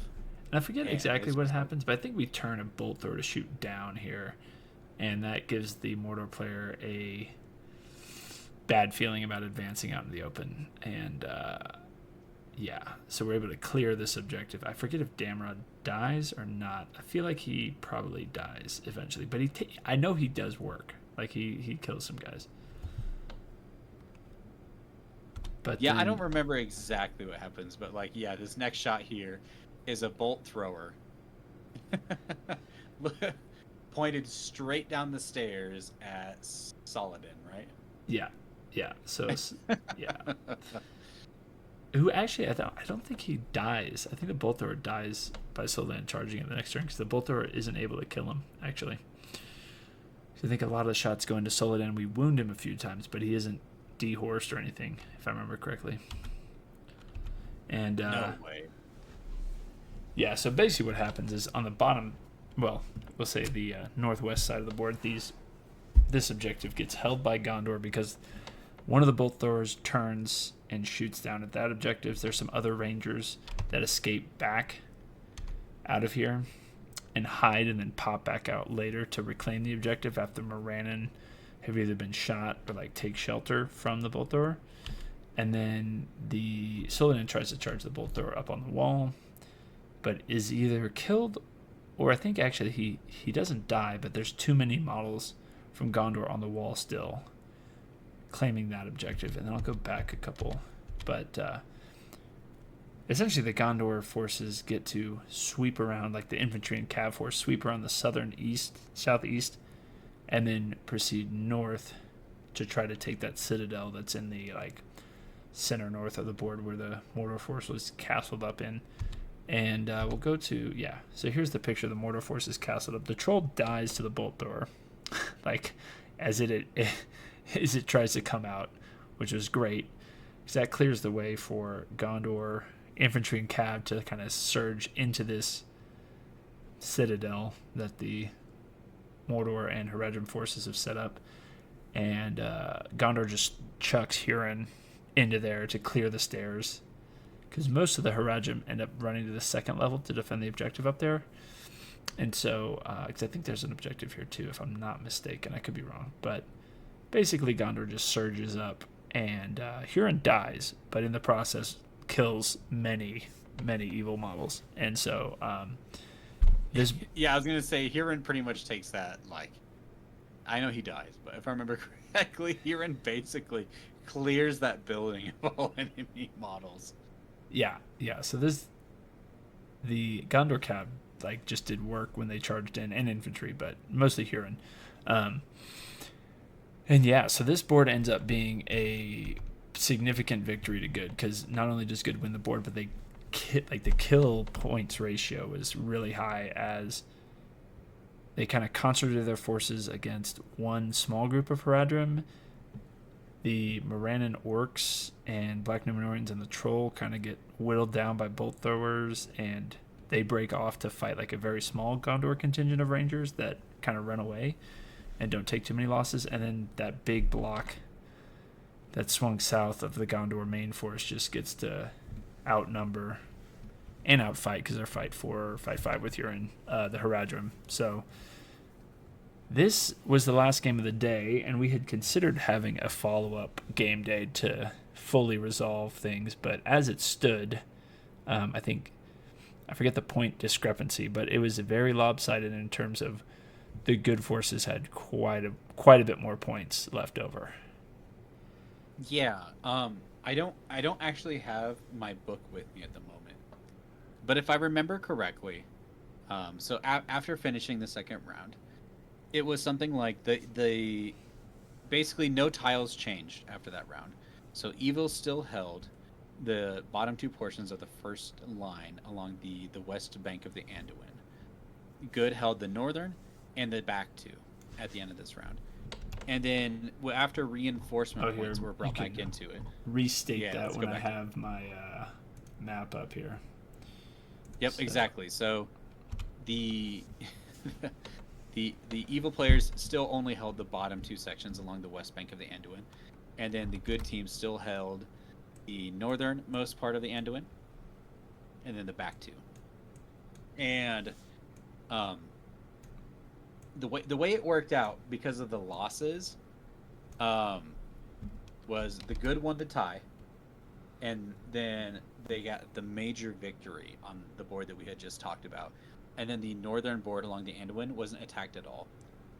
And so after that round, it ended up being something like the good side had like 2,000 to 2,250 points to defend those three zones, and evil only had 750 points dang, yeah.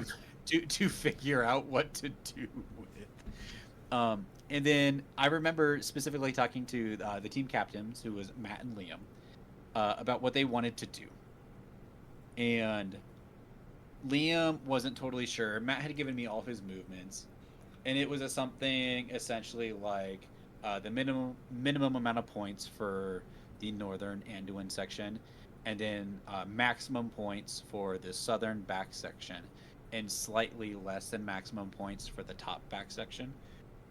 And Liam's plan was to send all 750 points against the maximum points, Oh which gosh, which would have still been like 1,000 against 750. yeah, And after talking about it, it was kind of like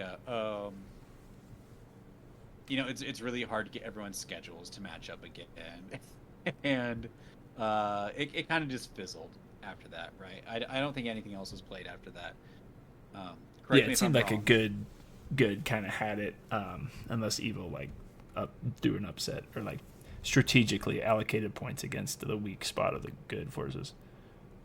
Yeah, like if you really like, if this was like an Access and Allies or like a Risk style game where like no, we're gonna grind this out to a conclusion, then the correct thing to do would be for Matt to do essentially what he did, and then for the evil player to throw all of their points into the northern section along the Anduin, and then play a fourth game, Yeah, or fourth round, I mean.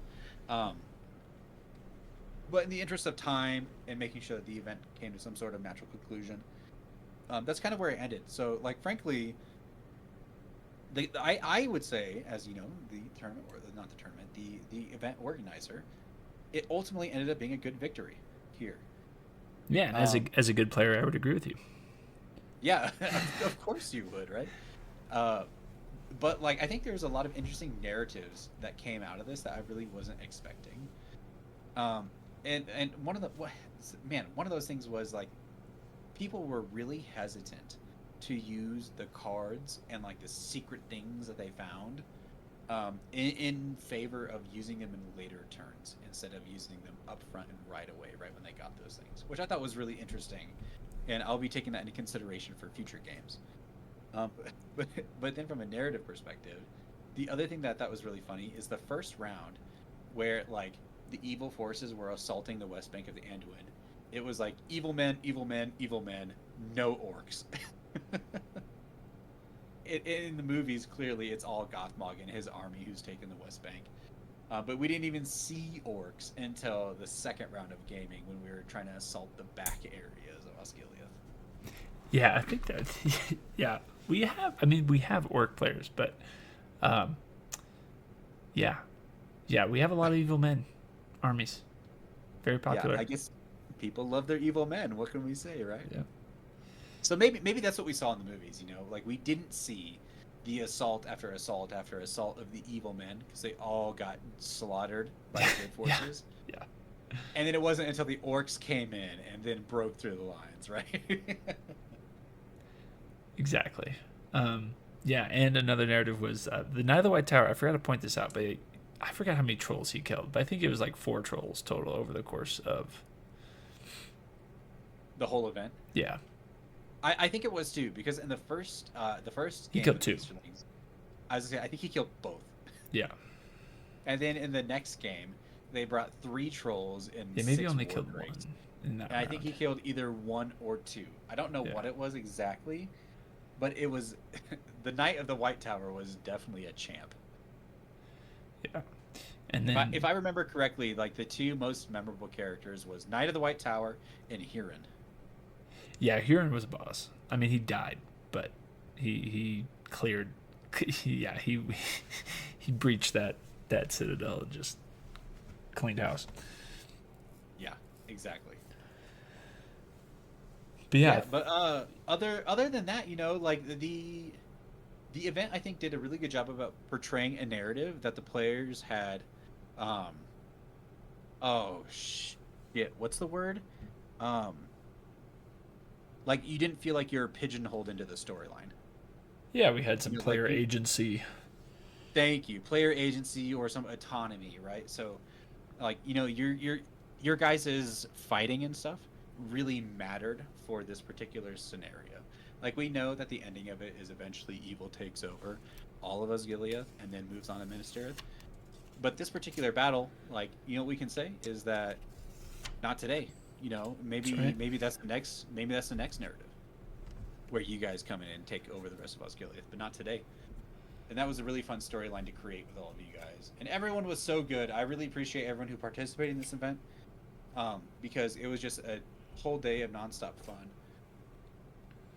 Yeah, And it was like full day of games because you had the 2 rounds of games, but you had like the setup before and the organization of like where troops are going to go, and then the gap in between round 1 and round 2 where it was like the strategic like teams talking about okay, how are we going to do this, which cards do we allocate to which boards and all that stuff. So yeah, it was a lot of strategic play outside the tactical games. oh man, so earlier in this episode, I kind of asked you like for some feedback. One of the things I'd like to know is how did you feel? Because you were not a team captain in this. No, I did How did not you want to be. feel? Yeah, Yeah, I think that was a good choice on your part, by the way. But how did you like that aspect of it? Was it good? Was it not good? Like what did you think about that? How did your team captain include you on his decision making process and stuff? yeah. I think no, it definitely adds a whole nother layer, and it's great for the overall narrative and the fact that you could still like we saw in the first game that I tried to like because as a team we decided that we should lopside one board because we wanted to guarantee win a board and deal a lot of damage to the opponents, and then have an army that could kind of hold up and trade effectively on one board. And so I try to do that with the bolt throwers and cavalry and kind of shoot and run, which worked for a while, but maybe I could have done better with something else. But I really enjoyed that element of, okay, I'm the short end of the stick commander and I got to like make do with what I got. Yeah, absolutely. I think that's one of the fun parts by doing lopsided battles. It is the ability to be like, yes, this is not a fair fight. I need to find my own way to win this battle. Which is something you don't get in regular, MESBG matches. It's always like 500 versus 500. Sure, you could have like part of the board where you've sent a force that's like weaker to kind of just stall the enemy, but you don't have that feeling of the overall kind of impact and difference in force allocation, which adds a whole nother layer. Yeah, I completely agree. Um, I well, this is kind of off topic a little bit, and it wouldn't be Blue Wizards if I didn't go off topic. Um, but like I wonder if there is like a potentially like a competitive scenario, a tournament that somebody could run where you bring an offensive and a defensive list, and you get put into different scenarios. And it's like every single maybe there's 4 rounds, and every player plays 2 offensive and 2 defensive scenarios, and we find a winner in something like that. That would be cool. There's also the Grand Siege or whatever scenario in the book, and there's rules for deployment and everything in there. And somebody had run a tournament that was you bring in a siege force and a defending force. I posted the Reddit link in our group Discord, but surprisingly, Eagles did real good in that. Yeah. Oh God. These goddamn Eagles. For some reason, they didn't seem to think the walls applied to them. They thought they could just fly over them. Yeah, wings can do that too. But I think if you ban flying models, or maybe limit them to like only 1 flying model per list or something like that, then maybe. Or just make the walls small if they can't land on them. Yeah, or that. Yeah. I don't know what the answer is there. No, I think the answer is you limit it. You do like either no flying models or like 1 flying model per list, because that effectively bans eagles. Oh well, flying monsters maybe is what 1 flying monster per list, because then you can still run Gwaihir and Men of the West and Battle 5 armies. Witch King still comes in, but there's not eagles everywhere. Right. Yeah. I mean, potentially wraiths on wings too, right? Depending on points levels that we're talking about or whatever. Indeed. But yeah, so I would say this event was really successful. Like, we can compare it to the Isengard narrative. Successful because we had, I believe, we had more and more finished terrain. B, do we technically have more players? Or the same? Yes, we did. Actually, no, because we had the good forces in the other one. So we had 3v3, right. So we had 8. So same number of players in terms of evil versus good, but minus the fellowship and Ents contingent. But yeah, I would say same number of players, but only 2 sides instead of 3. Yeah. The terrain more completed and obviously more varied, and we got more matches in. More gameplay, more efficient. I think it was really well run and great event. Yeah, improved upon the Isengard event. Yeah, well, thank you very much. There was also I think it's a really big added bonus to an event like this, right? I kind of hit on it a little bit earlier in the episode, but the fact that we now have 5 boards that our community can take to any event going forward, that any tournament organizer across our community or whatever can rely upon, was a really, really important and big deal. Ryan, you and I had talked about earlier in the episode that I just recently ran a tournament here in the local area, a competitive tournament, right? We are so lucky and blessed that we have a community with so many tables and interesting layouts and stuff that I think a lot of communities don't have that. But I literally had, so we only played one of the 5 boards that we made for this event. We only brought one of those boards back out for the 8-table event that I just ran. So I essentially had 3 to 4 boards waiting as backups in case something fell through. Yeah, and that was one of your goals for this event, was to get more terrain out there. So we have many boards of varying degrees of, I would say, detail, but they're all standard good. And there's some that are really, really good. Matt's. Well, yeah, we'll talk about that board in the episode where we go over the tournament. But yeah, some great boards, and running events like this narrative thing where players are tasked with bringing terrain or making boards is a great way to get stuff done. Oh my gosh, it's great, and it's a great way, especially if you run it with an event like this. I'm sure it's still up on our Discord somewhere.